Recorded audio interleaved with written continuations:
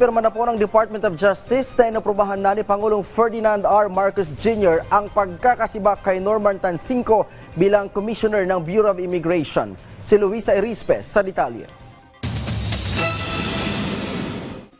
Sumalang na si dating Bamban-Tarlac Mayor Alice Guo sa pagdinig sa Senado. Pero ang Department of Justice hindi pa rin tapos sa tanong sino ba talaga ang dapat managot at paano nakalabas si Guo sa Pilipinas. Kaya naman si Pangulong Ferdinand R. Marcos Jr. tinutuon na ang binitawan niyang salita sa pagtakas ni Guo na heads will roll o mananagot kung sino ang nasa likod nito. Dahil sabi ng DOJ, pumayag na mismo ang Pangulo na sibakin sa pwesto si Bureau of Immigration Commissioner Norman Tansinko. Nagkasundo na kami ng Pangulo. Papalitan siya. Oo. Kailan? If I were him, I'll resign already. Mag-resign na lang siya. Kinumpirma din ito ng Malacanang sa pamamagitan ni Presidential Communications Office Secretary Cesar Chavez at sinabing ang pagtakas sa bansa talaga ni Guo ang nagmeet siya ng pagsibak kay Tansinko. We will leave it to the Department of Justice to explain, but it has something to do with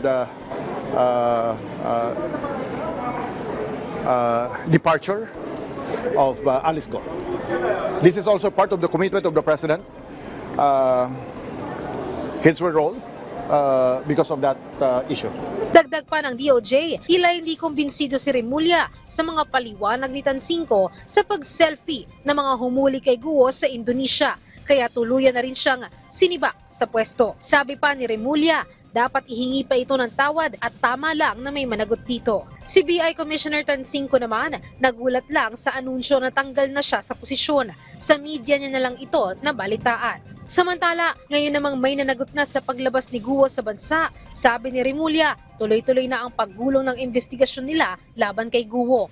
Nais rin ni Remulla ipaklaro sa ombudsman kung bakit sa Tarlac RTC at hindi sa Sandigan Bayan isinampa ang kasong graft and corrupt practices laban kay Guo. May problema rin kasi yung kasong final sa Tarlac eh. Kasi parang nagkamali yata yung mga prosecutors ng ombudsman i-file niya sa Tarlac kasi salary grade 30 si Alice Guo and 26 and above dapat sa ombudsman niya. Hinggil naman sa reklamong nakabingguo sa DOJ tulad ng qualified human trafficking, sabi dito ni Remulla, matatapos na ito ng mga piskalya. Luisa Erispe para sa Pambansang TV sa Bagong Pilipinas.